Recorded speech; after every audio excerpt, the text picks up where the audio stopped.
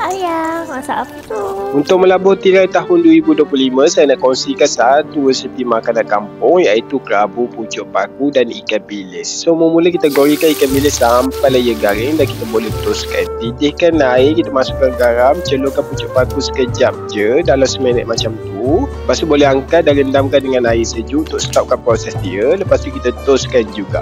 Satukan bawang merah, cili padi dan kita tumbukkan sampai lumat. Masukkan ke dalam bowl. Masukkan juga kerisik, santan, rasakan dengan garam dan gula. Lepas tu kita gaulkan sampai ia sebati dan campurkan ke dalam pucuk paku tadi. Gaulkan sampai ia sebati elok. Masukkan irisan bawang besar, cili merah, serai. Untuk ada rasa masam boleh perahkan sedikit limau nipis.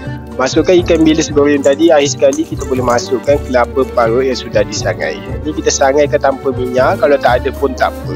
Gaulkan sampai ke semua bahan sampai ia sebati elok. Bila rasa semua dah beres, makanan siap untuk dihidangkan. Siaplah satu resepi makanan kampung yang paling simple. Makan dengan apa jua lauk pun sedap. Dengan ada gabungan rangup dari pucuk paku, dari ikan bilis. Lepas tu rasa berlemak, pedas, masam, masih dari gabungan kuah. Memang membuka selera untuk makan. Untuk lebih lagi banyak resepi boleh follow, like dan komen. Jom makan.